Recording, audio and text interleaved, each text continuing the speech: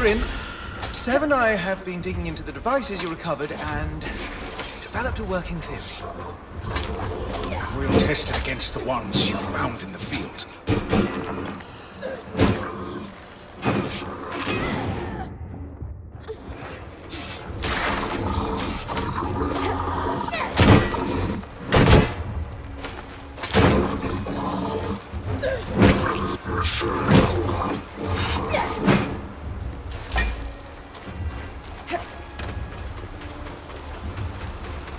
Watch the tangles coming out of that chasm. The surge hit this place hard. And look, more coral. Must have been growing below ground. Would explain why there's so much damage here from the surge.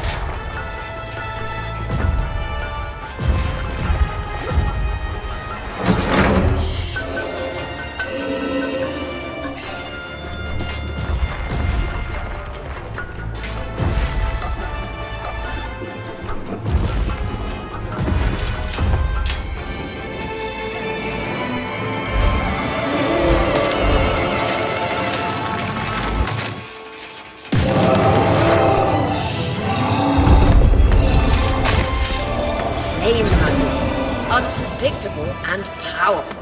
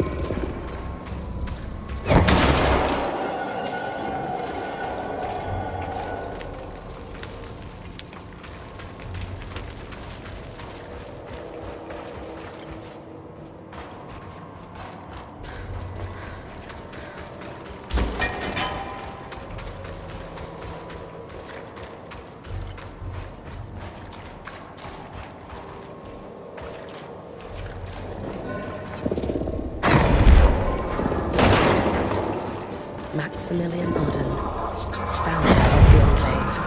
Judging by the size of his statue, he certainly wasn't shy about his accomplishments.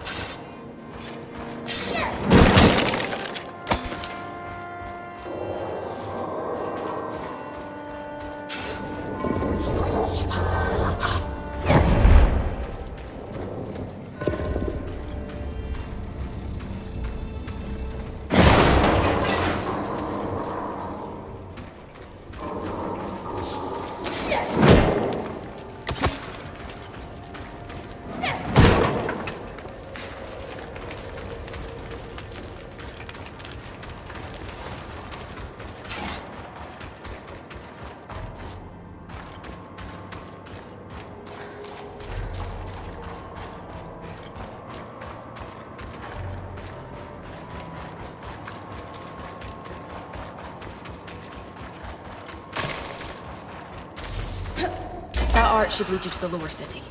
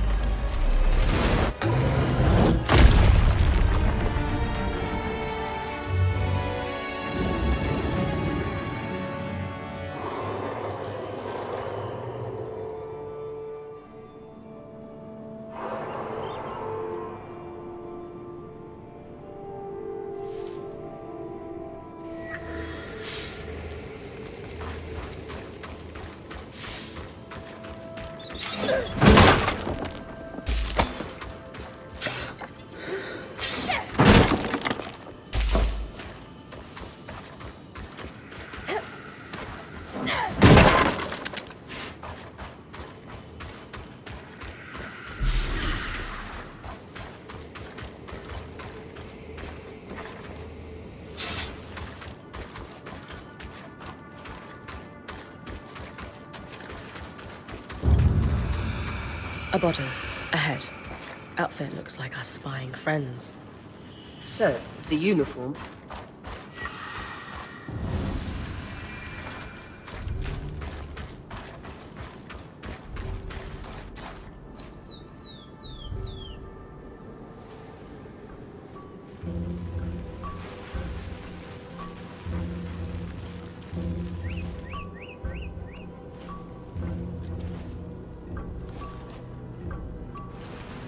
There's a note in his pouch.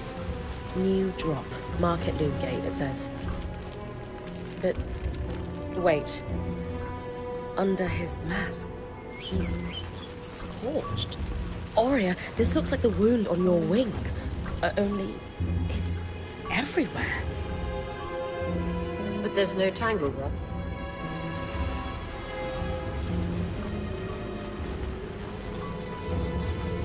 Could he have been caught in the flood? Seems likely. Proof we should take that warning seriously. I think we should look into that drop his note mentioned. Especially if it's near a loom gate. There's a small compartment here, hidden in the statue, already open and empty.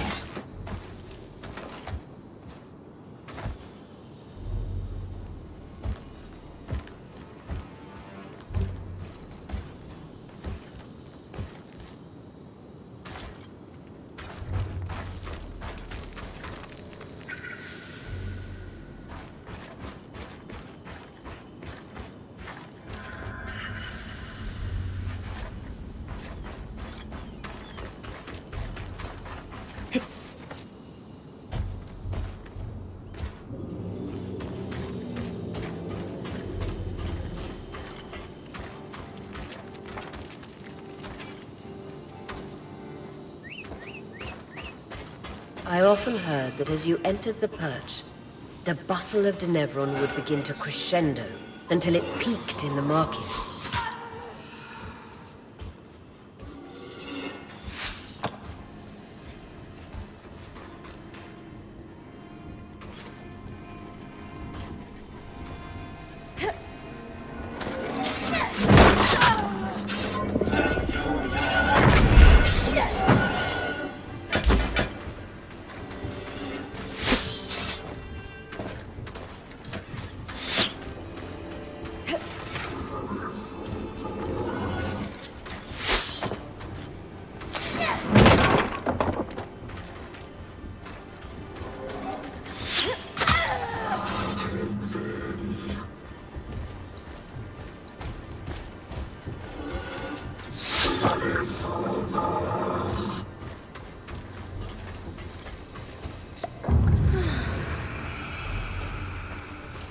The Tattered Mountain. I've heard so many stories of this tavern. Always rowdy.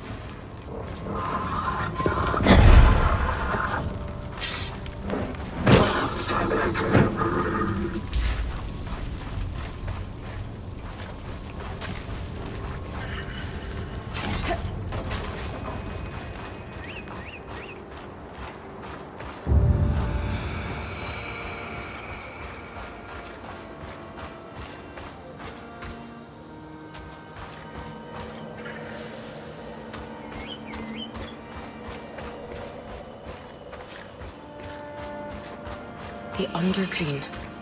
This is where the seediest of deals were done.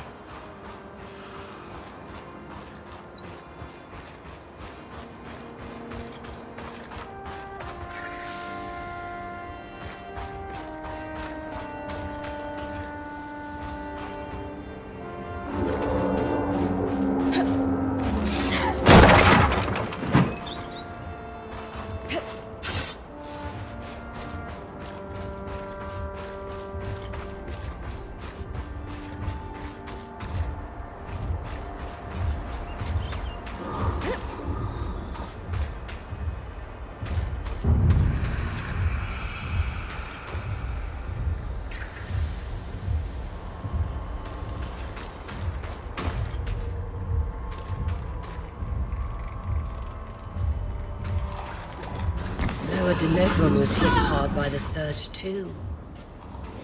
Perhaps even harder. Looks as though it's been ripped apart.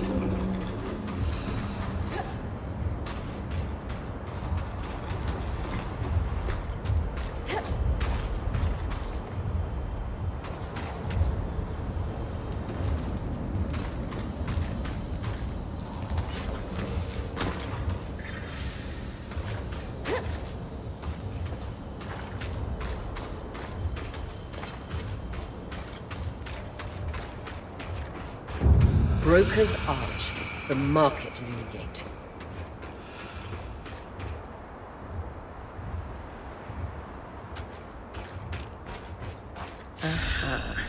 Same spot as the last statue. Struck a vein, as my dad used to say. Wait, I was half listening. Are you hurt? Metaphor. Her dad was a miner.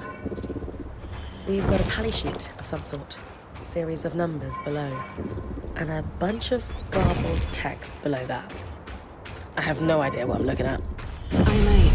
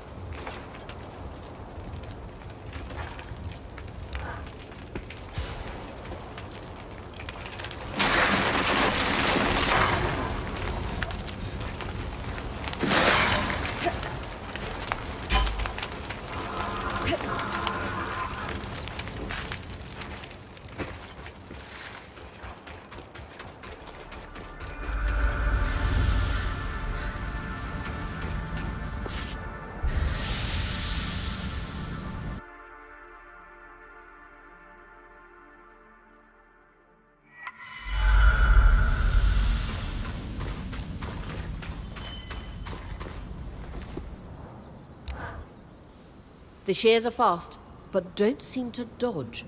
Loose a few arrows until they close, then try to get a hit in to unbalance them before they attack.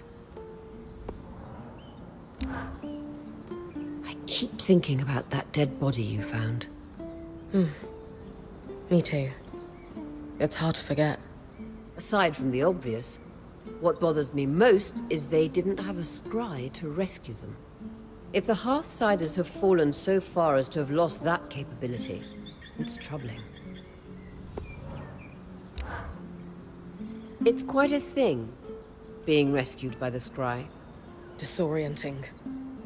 But better than the alternative. I'll only ever use it when I'm sure it's needed.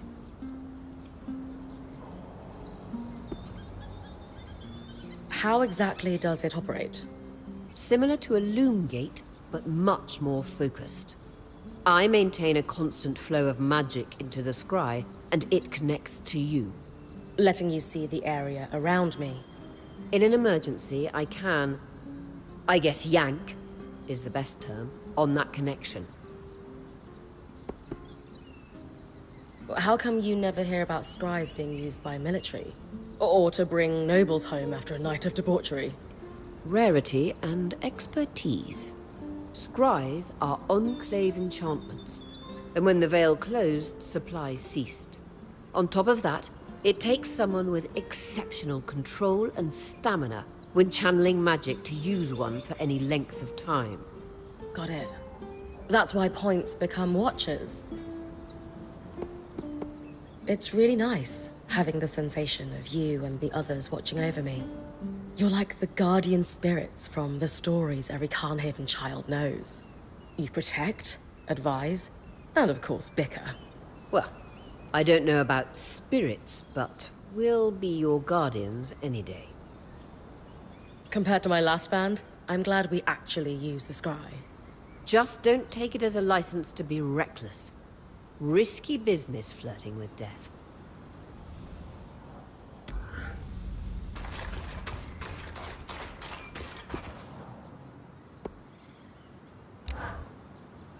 An abandoned city like Denevrin. It must be full of supplies we could use. Do you think you could maybe grab some things for me? You know I'm happy to help. What do we need? I've noticed there are more arcs in the city. So have I. The upside is, according to Lane's logs, the ones carrying shields could be scavenged for assault. A metal we could use to reinforce all kinds of gear and facilities. A little heat would help in prying it off the arcs. All right. I'll come back as soon as I have some. Great. Thanks, Brynn.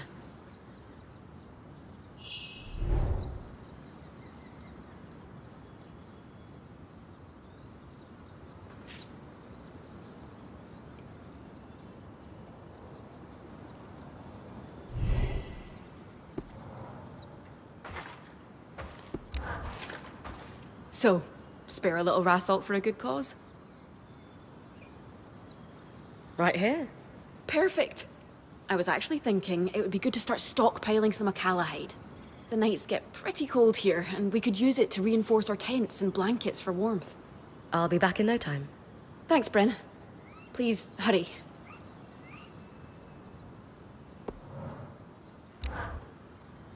A dead body and a hidden cache of materials. It sounds like the start of a Skuld's tale. All we need is a saber conveniently placed on the mantle and we're set. More seriously, you said you had an idea about that sheet?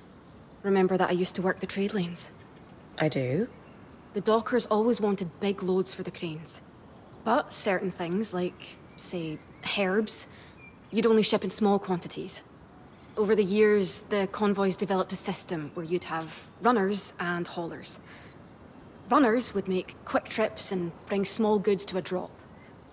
Haulers would pack the cargo together and make longer hauls to the docks. You think we're looking at a similar system, then? Absolutely, I do. It's the sheet you found. That's a requisition for a runner if I've ever seen one. And note how it says Scout Group 23 here. That's a lot of groups. Which means my mysterious observer is part of a large organization. And an active one. When you say requisition... Think of it like an order. Bread, cheese, carrots. But left at the drop for the runner to prioritize before the next gather. It takes forethought. There's necessary lag between the order going out and being filled. But any logistician worth their salt can see a few months ahead and plan accordingly. How can you be sure the Enclave folks would use similar methods to yours? It's centuries old. And you don't fix what wasn't broken. Especially in a crisis. And from the state of the capital, they were definitely in crisis. Do the items they're asking for seem important? No, I don't think so. Lane thinks the garble at the bottom might be, but not the order itself. They're prioritizing fabricated items over raw goods. What would that indicate? At a guess, our Hearthsiders have lost, or were expecting to lose, production capacity and wanted backup parts. Kaz, I have to ask. How does it feel having this specific piece of information at hand right when we need it? Why? Because if we suddenly needed to know about Calmhaven or export quotas, I would feel pretty special. How is that a thing you know exactly? Dad was a miner. A really good one. Promise you won't tell the others? I can manage that. Then yes. Yes, it feels amazing. What do we do with this information then? At the bottom of the sheet, there's that series of numbers and letters. Those would represent drop points. I did some digging with Lane, and they're referring to coordinates on a map of the Enclave that was made just before the surge. L7 is part of the capital, see? That's where you found this drop. So, I'm inferring that these other marked coordinates are just as likely to have drops. I'll check them then. If nothing else, we could find materials for our own stocks. But I'm hoping there's more. Maybe where our Hearthsiders are hiding. Also, Lane was looking over the orders and wanted to talk to you about the writing along the bottom. More drops, and talk to Lane. Got it.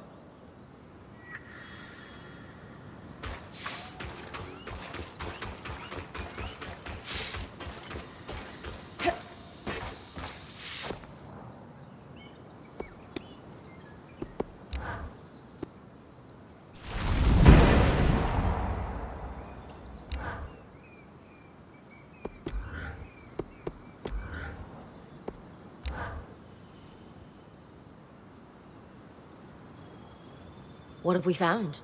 That I am a very great fool. He is not a fool. I am. Hours trying to unravel the complex enchantments in each of these devices, and Sev here, paragon of clarity, points out a single point of commonality so mundane I had ignored it.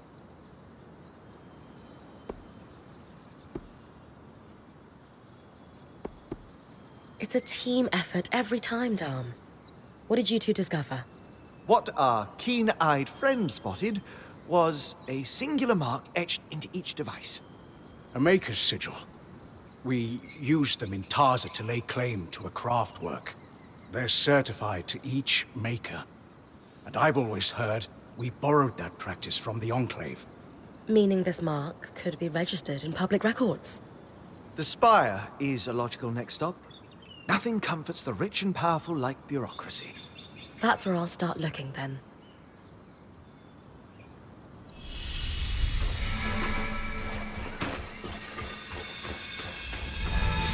Dom, care to pass the time with a game of Panjal? After last time, absolutely not.